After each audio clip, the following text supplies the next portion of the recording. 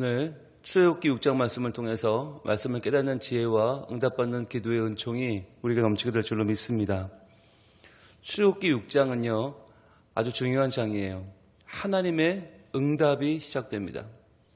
하나님의 응답. 분명히 하나님께서 모세를 부르시고 사명을 주셨잖아요. 바로에게 가서 내 백성을 보내라고 해라. 그런데 분명히 5장에 말을 했더니 어떤 일이 벌어져요? 도리어 완고하게 나오고 도리어 일이 더 커집니다. 그 전까지는 벽돌 만드는 일에 짚을 애굽이 줬는데 이제 안 주는 거예요. 가서 너희가 알아서 구해서 만들어라. 그런데 숫자는 똑같이 만들어라. 그러니까 그때부터 백성들이 원망이 더 커지는 거죠. 백성들이 어떻게 해요? 바로의 말을 듣고 그것 때문에 고민하다가 바로에게 호소해요. 여러분, 이것이 일반 사람들의 특징이에요. 세상 사람들이 룰을 정하고 세상 사람들이 강요하고 세상 사람들 때문에 힘든데 그걸 또 거기 가서 호소하는 거예요. 바로가 마치 하나님인 것처럼, 마치 세상의 돈과 권력과 세상의 법칙이 전부 다인 것처럼 세상 때문에 힘든데 세상 때문에 호소해요. 세상에게 가서 부탁하고 호소하고 방법을 찾아요. 길이 없는 거예요. 자, 그런데 5장이 어제 어떻게 끝나냐면 마지막에 이스라엘 백성들이 모세와 아론을 찾아옵니다. 찾아와서 너희들 때문에 일이 이렇게 어렵게 됐으니까 책임져라 라고 말할 때 모세와 아론이 하나님께 나갑니다. 그게 이제 5장의 제일 마지막 부분인데요.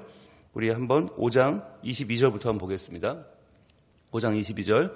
모세가 여호와께 돌아와서 아뢰되. 여러분 동그라미 한번 해보세요. 여호와께 아뢰되. 여러분, 이것이 하나님 백성의 가장 큰 차이예요. 믿지 않는 백성과 하나님 백성의 차이는 뭐냐? 믿지 않는 백성들은요 바로 때문에 힘든데 바로에게 호소하죠. 어제 그렇게 끝났잖아요. 그런데 오늘 모세는 하나님께 나옵니다. 여호와께 돌아와서 아뢰되. 이게 큰 차이예요. 여러분, 똑같은 말을 해도요 누구한테 하냐가 중요한 거예요. 세상에게 하느냐, 바로에게 하느냐, 돈에게 하느냐, 아니면 여호와께 하느냐. 뭐라고 합니까? 주여, 어찌하여 이 백성이 학대를 당하게 하셨나이까? 어찌하여 나를 보내셨나이까? 자, 내용은요 답답한 내용이에요. 하나님 좀 응답해 주세요. 하나님, 저 일이 이렇게 어려워지니까 백성들은 저를 미워하고요, 하나님의 일은 점점 더 멀어지고요, 너무 힘들어요 라고 하는 거죠. 그러면서 23절 현실을 그대로 아뢰입니다. 내가 바로에게 들어가서 주의 이름으로 말한 후부터 그가 이 백성을 더 학대하며 주께서도 주의 백성을 구원하지 아니하시나이다. 자, 여러분, 이것이 모세가 드릴 수 있는 가장 현실적인 기도죠. 하나님, 일은 더 어려워지는데 하나님 저를 도와주는 것 같지가 않아요. 하나님 어떻게 하면 좋아요? 라고 하는 마음. 여러분, 이런 마음이 우리에게 들어요. 그런데 이렇게 기도하면 안 될 것 같잖아요. 마치 이렇게 기도하면 믿음 없는 것 같고, 이렇게 기도하면 하나님이 들어주실까 이런 마음이 들어요. 좀 믿는 척 해야 되지 않을까. 여러분, 근데 모세의 기도를 보시면 굉장히 적나라하고요, 굉장히 현실적이에요. 안 믿어지는데 일부러 믿는다고 하지 않아요. 그냥 있는 사실을 그대로 아뢰요. 여러분, 기도란 이렇게 하는 거예요. 이게 기도의 적어도 시작이에요. 기도의 시작은 뭐냐면 현실을 아뢰는 거예요. 있는 그대로를 아뢰는 거예요. 그러면서 내 상황과 내 마음의 상태를 아뢰드리는 거예요. 그러면 이제 오늘 6장 1절부터가 이제 하나님의 응답이 시작되는데, 오늘 우리는 이제 2절부터 한번 보기를 원해요. 하나님은 어떻게 응답하시나? 여러분, 중요한 건데 하나님이 기도에 어떻게 응답하시는지를 잘 알고 계셔야, 그래야 우리가 하나님과 올바른 관계를 맺을 수 있어요. 우리의 생활이 하나님과 맺는 신앙생활의 두 가지 아닙니까? 말씀과 기도 아니에요? 그런데 우리는 말씀과 기도에서 성공하는 케이스가 별로 없어요. 왜 그럴까요? 그렇게 수십 년간 예수를 믿는데 말씀은 말씀대로 모르겠고 기도는 기도대로 모르겠어요. 왜 그럴까? 오늘 그걸 좀 해결해 보려고 합니다. 2절 볼게요. 하나님이 모세에게 말씀하여 이르시되 나는 여호와이니라. 자, 여기서 하나님이 말씀하여 이르시되, 여기 노란색으로 쭉 쳐보시고요. 하나님이 지금 응답을 하시는데, 여러분, 응답이 이상하지 않아요?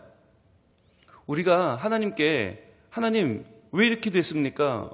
왜 저희를 구원하지 않으십니까? 라고 기도했으면 하나님 뭐라고 하셔야 돼요? 구원해 주셔야 되는 거 아니에요?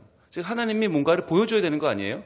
그런데 하나님이 보여주지 않고 말씀하고 계세요. 말씀하여 이르시되. 여러분, 하나님이 왜 말씀하고 있습니까? 왜 하나님은 행동하지 않습니까? 여러분, 이게 우리의 기도가 응답되지 않는 가장 중요한 포인트인데요. 우리는 하나님이 행동해야 응답받았다고 생각해요. 하나님이 당장 나한테 돈을 좀 갖다 주든지, 아니면 내 남편의 마음을 바꿔주든지, 아니면 지금 안 되고 꼬이던 일이 뭔가 해결돼야 응답했다고 생각해요. 그런데 여러분, 하나님의 응답은 행동이 아니라 말씀부터 시작됩니다. 여호와께서 말씀하여 이르시되, 이게 응답이에요. 많은 분들이 말씀이 응답이라는 걸 몰라요. 내게 주시는 말씀이 응답이에요. 그 말씀이 나에게는 너무나 중요한 전환점이 되는 거예요. 여러분 보세요. 말씀하여 이르시되 나는 여호와이니라. 내가 누구인지를 아는 게 응답이다 라고 하는 말씀이에요. 내가 누구인지를 아는 게 응답이다. 여러분, 이게 어떻게 응답이 되죠? 여러분, 이제 다음 장 7장부터 하나님께서 10가지 재앙을 일으키십니다. 애굽의 재앙이 찾아옵니다. 여러분, 그런데요, 10가지 재앙이 아무리 찾아와도요, 아무리 대단한 재앙이 펼쳐져도요, 그걸 누가 하시는지 모르면 그건 응답이 아닌 거예요. 우리는 자꾸만 벌어지는 일에 초점을 맞춰요. 그래서 어떤 일이 벌어지는가, 하나님이 어떤 일을 행하시는가만 봐요. 여러분, 그게 뭐냐면 능력에 집중하는 거예요. 이 세상에 우리가 가지고 있는 능력주의, 저 사람 뭘 잘하나, 저 사람 나한테 뭘 해줄 수 있나, 우리는 자꾸만 나에게 유익한 걸로 사람을 판단하려고 해요. 그런데 하나님은 무엇을 하시기 전에 먼저 내가 어떤 존재인지를 알리기를 원하세요. 그게 말씀이에요. 근데 그 말씀이 우리에게 들어올 때 그 말씀이 무르익으면서 우리가 하나님을 알게 돼요. 그런데 하나님을 알면 그때부터 하나님이 보이기 시작해요. 그러면 우리가 하나님을 알 때 그분이 행하시는 행위가 하나하나 중요해지는 것이지, 하나님을 모르는데 벌어지는 일이 뭐가 중요해요? 그러니까 여러분, 항상 우리가 하나님을 모르는데 일이 벌어지니까 오해하고 착각하는 거예요. 우연히 벌어졌나 보다. 아, 내가 잘해서 이렇게 됐나 보다. 교만하게 되고요. 운을 따르게 되고요. 하나님을 의지하지 않게 돼요. 왜? 하나님을 모르니까. 하나님은 항상, 하나님을 알려주시는 방법이 뭐냐? 말씀이에요. 말씀을 우리에게 주어주시는데 그 말씀을 우리가 품고 그 말씀이 하나하나 자라기 시작할 때 그 말씀을 통해서 하나님이 보이고 하나님의 응답이 보이는 거예요. 여러분, 그래서요, 기도의 응답은 항상 말씀으로 온다. 여러분, 이걸 기억하시기면 좋겠어요. 그래서 기도했으면 말씀을 봐야 돼요. 기도했으면 말씀을 들어야 돼요. 근데 우리는 기도하고 하늘만 보고 있어요. 기도하고 현실만 보고 있어요. 뭐가 달라지나? 기도했는데 오늘 뭐가 바뀌나? 기도했는데 오늘 내가 주차할 공간이 생기나? 기도했는데 차가 안 막히나? 오늘 기도했는데 밥은 잘 되나? 오늘 기도했는데 내 몸은 좀 나아지나? 이것만 보고 있어요. 하나님을 보지 않아요. 하나님의 말씀으로 더 들어가야 되는 거예요. 그래서 여러분, 우리가 지금 새벽 기도회를 하고 있는데 새벽 기도회에 와서 말씀을 받고 말씀을 공부하고 말씀을 우리가 묵상한단 말이죠. 왜 그렇습니까? 여러분, 말씀이 응답이기 때문이에요. 새벽 기도회는 응답받는 자리예요. 새벽 기도회는 내가 하소연하는 자리가 아니에요. 여기 나와서 웅얼웅얼 내 그냥 있는 감정을 토해놓고 아 시원하다 기도했다 가는 자리가 아니에요. 새벽 기도회는 응답받는 자리예요. 무엇으로? 말씀으로. 하나님이 내 하나님 되신다. 그분이 내 여호와다. 이게 응답인데 우리는 그거는 그건 됐고요. 그럼 뭐 알겠으면 됐고 당장 내 눈앞에 보여야 된다는 거예요. 돈이 보여야 되고 건강이 보여야 되고 내 눈앞에 명예가 보여야 응답이지 말씀이 무슨 응답이냐고 그래요. 여러분, 우리가 예수님 말씀을 기억해야 됩니다. 예수님께서 요한복음 15장에서 우리에게 포도나무 비유를 말씀하실 때 이렇게 말씀하신 바가 있어요. 요한복음 15장 7절로 갑니다. 자, 그 유명한 포도나무 비유에서 주님이 뭐라고 말씀하시는가? 요한복음 15장 7절 신약 174쪽에 있습니다. 이렇게 말씀하세요.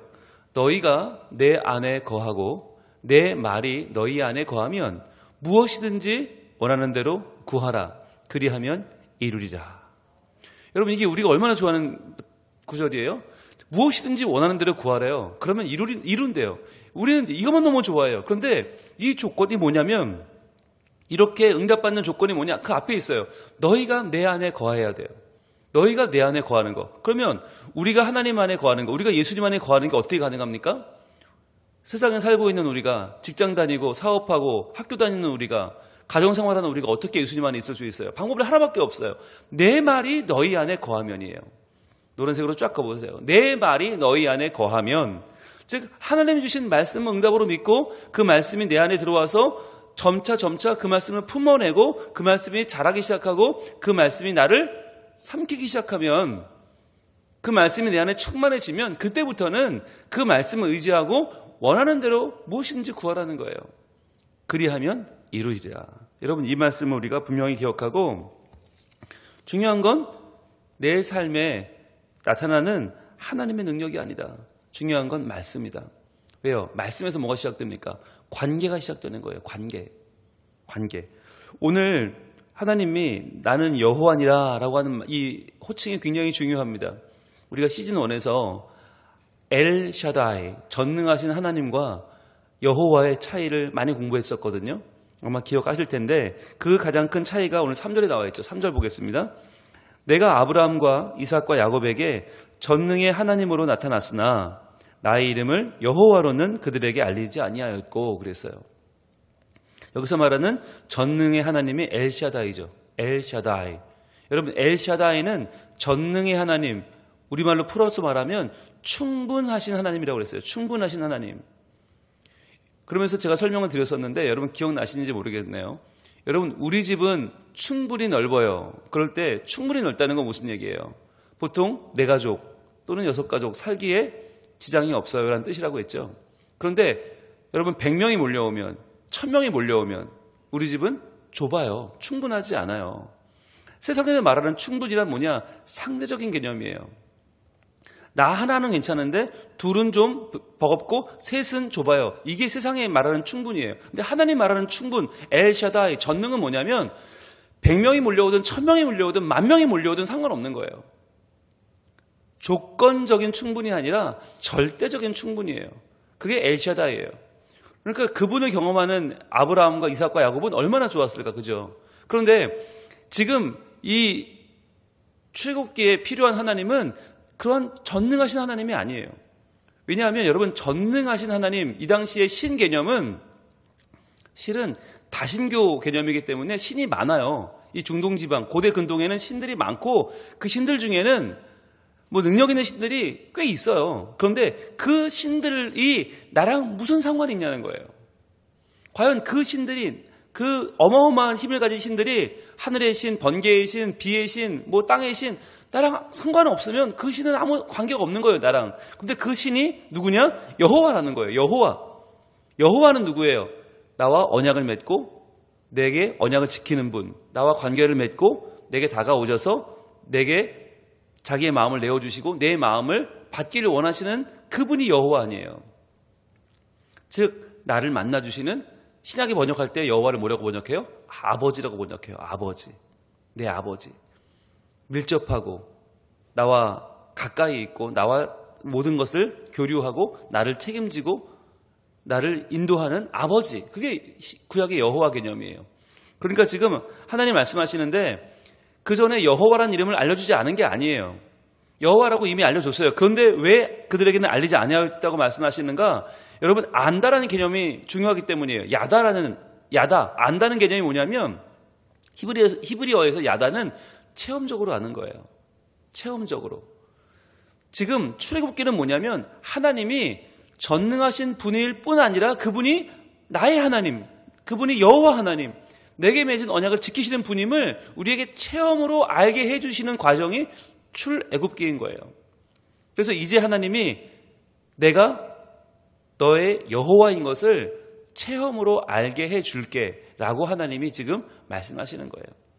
그래서 오늘, 아니 왜 하나님이 우리를 구원해 달랬더니 구원을 안 하시고 저 바로를 벼락을 쳐서 벼락을 내리시든지 뭐 하나님 군사를 일으키셔서 애굽을 물리쳐 주시지, 이게 아니라 하나님이 왜 이름을 알려주시는가, 왜 말씀하고 있는가? 왜 이름을 우리에게 알려주시는가? 이유는 한 가지예요. 우리는 뭘 원해요? 능력을 원하는데 하나님은 관계를 원하신다는 거예요. 관계가 회복되지 않았는데 하나님의 역사가 일어나고 하나님의 능력이 나타나면 우리가 그걸 감당할 수가 없어요.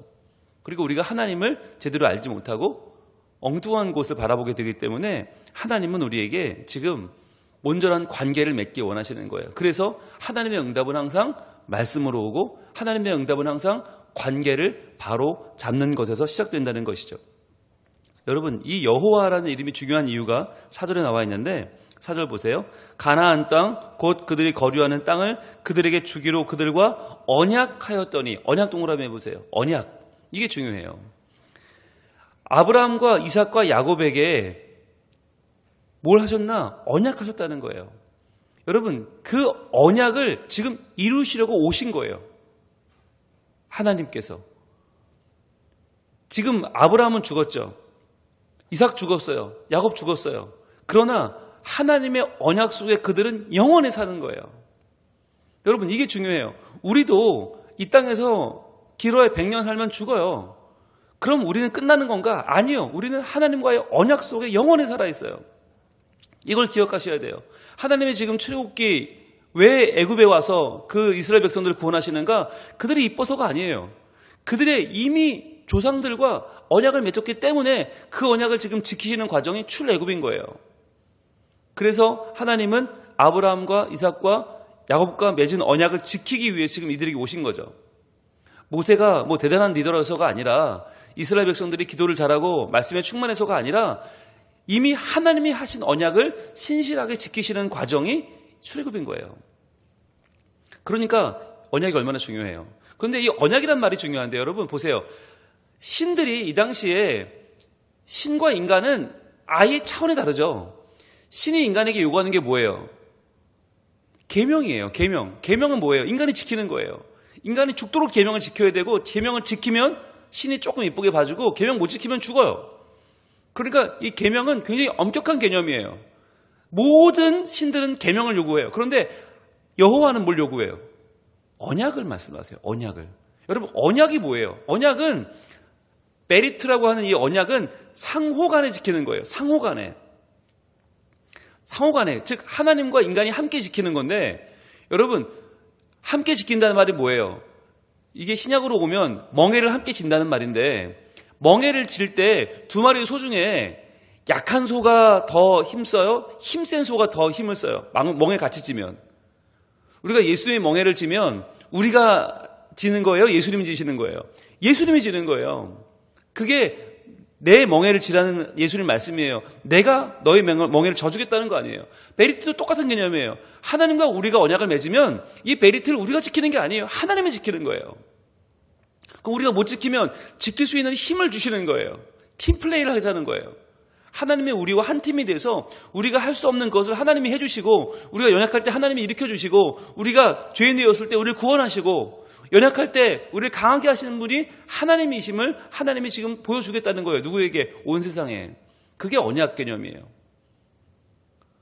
여러분 어느 종교를 봐도 언약 개념이 없어요. 그냥 계명이죠. 계명 지키면 살고 못 지키면 죽고. 그런데 기독교만 여호와 하나님만 언약을 말씀하신다. 여러분 예수님이 왜 이 땅에 와 죽으셨어요? 언약하셨기 때문이에요. 인간의 죄를 인간에게 묻지 않으시고 인간의 죄 때문에 왜 하나님이 인간이 되어서 이 땅에 와서 십자가 지고 죽습니까? 언약 때문이에요. 내가 너를 끝까지 함께하고 내가 너의 죄를 끝까지 해결하겠노라고 같이 언약해 주셨기 때문에 인간이 무력하고 인간이 할 수 없는 그 일을 하나님이 해주신 거예요. 그래서 여기 언약했다. 이 언약이 정말 중요한 거죠. 그러면 여러분 하나님의 응답은 어떻게 오는가? 5절입니다. 이제 애굽 사람의 종으로 삼은 이스라엘 자손의 신음소리를 내가 듣고 나의 언약을 기억하노라. 여러분 밑줄 한번 쫙 쳐서 보세요. 노란색으로. 나의 언약을 기억하노라. 여러분 이게 응답이에요. 여러분 응답은 돈을 많이 버는 게 아니고요. 응답은 내 병이 낫는 게 아니고요. 응답은 당장 내 자녀가 정신 차리고 돌아와서 어머니 아버지 죄송합니다. 이게 응답이 아니고요. 응답이 뭐냐? 하나님께서 언약을 기억하시는 거예요. 그러면 여러분 게임이 끝나는 거예요. 이게 세상 사람들 볼 때는 답답하죠. 이게 무슨 응답이야. 무슨 언약을 기억한다고? 그게 무슨 응답이야. 눈에 보이는 변화가 없는데 당장 뭐가 일어나지 않는데 그게 무슨 응답이야. 여러분 내일부터 벌어지는 10가지 재앙은요. 사실 그거 있으나 없으나 상관없는 거 아니에요? 여러분 10가지 재앙 없으면 출애굽 못해요? 홍해 안 가라앉으면 출애굽 못해요? 아니죠. 하나님이 자기의 언약을 기억하시면 어떤 방법이든 어때요? 방법이야 뭐 지진이든 벼락이든 천둥이든 비든 상관없어요. 뭘 하든 관계없어요. 중요한 건 뭐예요? 하나님이 언약을 기억하시면 돼요. 그런데 여러분 우리가 기억이라는 단어가 우리에게는 그냥 내가 기억이나 하고 있을게. 여러분 이렇게 들으면 기분 나쁘죠. 뭐 기억이 무슨 소용이 있어? 돈을 주든지 뭘 내놔야지. 우리는 그렇게 생각해요. 근데 여러분 기억이라는 게 뭐예요? 기억, 자카르라는 단어가 너무너무 중요한 단어예요. 자카르는 머릿속으로 하는 게 아니에요. 자카르의 원래 의미는 말하다입니다. 말한 것을 기억하는 거거든요. 말하다. 근데 말하다로 끝나는 게 아니에요. 자카르의 또 다른 뜻은 새기다. 어디에? 내 마음판에 새겨요. 그러니까 내가 말한 것을 새겨요. 그럼 기억이 날 수밖에 없는 거죠. 잊어버릴 수가 없는 거죠. 마음에 새겼는데 어떻게 잊어버려요? 자, 그런데 그렇기 때문에 자카르의 또 다른 의미는 실천하다입니다. 행동하다입니다. 기억한다는 것은 반드시 행동하는데 어떻게 행동합니까? 구원하는 것이죠. 건지는 것이죠. 돌보는 것이죠. 즉 하나님께서 기억하신다는 이 단어 자카르는요. 그냥 머리로 하는 게 아니라 이것은 말로 하는 것이고 손으로 하는 것이고 행동으로 하는 것이고 하나님의 전적인 모든 존재로 하는 게 자카르예요. 기억하는 거예요. 그래서 하나님이 기억하신다. 여러분 이게 모든 것이에요. 하나님이 기억한다? 그러면 거기서 모든 것은 완전하게 되는 거예요. 그런데 무엇을 기억합니까? 언약을 기억하신다. 이 이야기는 너의 불완전을 내가 완전케 해주겠다는 약속이고요. 이미 완전하게 해주시는 하나님의 행동을 의미하는 것이에요. 그래서 십자가는 하나님이 언약을 기억할 때 벌어지는 사건이죠.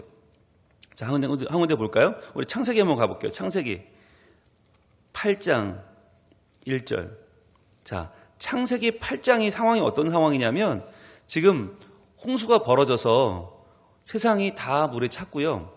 노아는 그 가족들과 지금 배 속에 들어갔고요. 그런데 그 배는 어떻게 움직여야 될지 알지 못해요. 8장 1절. 이미 모든 세상은 물바다가 됐고요. 그들이 타고 있는 방주, 태반은 돛도 없고 닷도 없고 어떤 엔진도 없고 그냥 흘러갈 뿐이에요. 어디로 갈지 알지 못해요. 게다가 이 물이 어떻게 빠져야 될지도 몰라요. 이 물이 안 빠지면 다 죽는 거예요. 몰살이에요. 그때 창세기 8장 1절에 이렇게 말합니다. 하나님이 노아와 그와 함께 방주에 있는 모든 들짐승과 가축을 기억하사 동그라미 해보세요. 이게 자카르입니다. 하나님이 기억하셨다. 여러분 이걸로 이미 홍수는 끝난 거예요. 하나님이 기억하시면 이미 그들은 구원받은 거예요. 그래서 어떻게 해요? 하나님이 바람을 땅 위에 불게 하심에 물이 줄어들었고 40일간 내린 이 물을요, 이 비를요, 인간은 어떻게 할 수가 없어요. 살아남은 게 중요한 게 아니라 이 물 안 빠지면 죽는 거예요. 그런데 하나님이 기억하시면, 하나님이 그들을 자카르 하시면 그때부터 바람이 불기 시작하는데 물이 줄어들기 시작하고 다시 이 땅이 회복되기 시작하는 거예요. 그 시작이 뭐예요? 자카르예요. 하나님이 기억하시는 거예요. 이게 기억했다는 말이 그때까지는 잊어버리고 있다가 맞다 노아가 있었지 라고 기억했다는 게 아니라 말씀하신 것을 새기시고 행동하시고 실천하시고 돌보시고 건지시고 구원하셨다는 거죠. 그게 기억하신다는 말이죠. 그래서 여러분 정말 중요한 것은요. 하나님은 우리 각자와 맺은 언약이 하나님께 있고 그 각자 맺으신 언약을요. 하나님은 각자에게 기억하신다는 거예요. 이게 여러분 가장 큰 은혜예요. 왜 아브라함과 이삭과 야곱을 계속 이야기하는가? 우리는 다 누구나 아브라함이든지 이삭이든지 야곱이에요. 우리는 다 우리 때에 믿었으면 우리는 아브라함이고 부모님 때 믿었으면 이삭이고 그 위 때부터 믿었으면 야곱이지 않습니까? 그런데 그 누구도 예외 없이 다 하나님은 우리 각자와 언약을 맺으시는데 그 언약을 각자에게 기억하신다. 그것이 실감나게 적혀있는 말씀이 있어요. 레위기 26장으로 갑니다. 레위기 26장 42절. 오늘 마지막으로 여기까지 볼 텐데 레위기 26장 42절 보시면 여기에 아주 실감나게 적혀 있어요. 자, 우리 같이 봅니다. 구약 190쪽에 레위기 26장 42절 시작 같이 읽을게요. 시작. 내가 야곱과 맺은 내 언약과 이삭과 맺은 내 언약을 기억하며 아브라함과 맺은 내 언약을 기억하고 그 땅을 기억하리라. 아멘. 자, 노란색 들고 칠 게 많죠. 자, 야곱과 맺은 내 언약이 있어요. 야곱과 맺은 언약. 그런데 또 이삭과 맺은 내 언약이 있어요. 그걸 하나님 어떻게 하신다고? 기억하신다고요. 자, 야곱과 내가 이런 언약 맺었지? 야곱에게 기억해 줘야지. 이삭과 내가 이런 언약 맺었지? 그거 기억해 줘야지. 그리고 아브라함과 맺은 내 언약이 또 있었지? 그거 기억해야지. 그리고 그 땅을 기억하신다는 거예요. 그들이 살아가는 그 땅, 그 환경, 여러분 그 땅은 그 땅에 살아가는 사람들이죠. 하나님은 하나님 백성을 기억하신다는 거예요. 이게 하나님이 하시는 방법이에요. 그러니까 여러분 오늘도 이 자리에 나오신 여러분 한 명 한 명이 다 하나님의 언약을 받으신 분들이고 하나님은 여러분 각자에게 맺으신 그 언약을 기억하신다는 거예요. 오늘 내가 왜 이 새벽에 나왔나? 남들 다 자고 있는데 어떻게 잠이 깨서 이 자리에 나왔나? 내가 잠이 없어 나온 게 아니에요.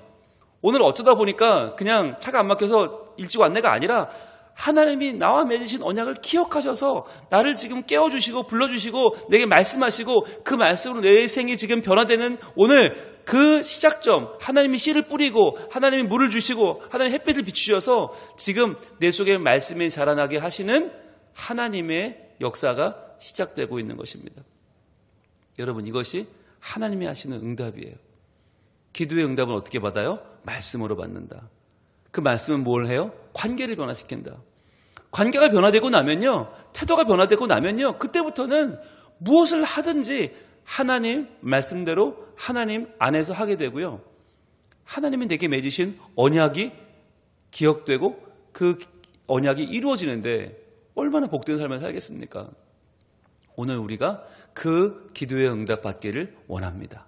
나와 맺으신 하나님의 언약이 기억되고 그래서 하나님 나를 말씀하시고 새겨주시고 건지시고 돌보시고 나를 구원하시는 하나님의 자카르가 오늘 우리에게 온전히 이루어지는 하나님의 날, 하나님의 귀한 일이 우리의 삶 가운데 온전히 보여지고 나타나고 우리가 순종하고 따라가는 아름다운 일들이 우리 가운데 이루어지기를 우리 하나님 원하고 계십니다. 기도하겠습니다.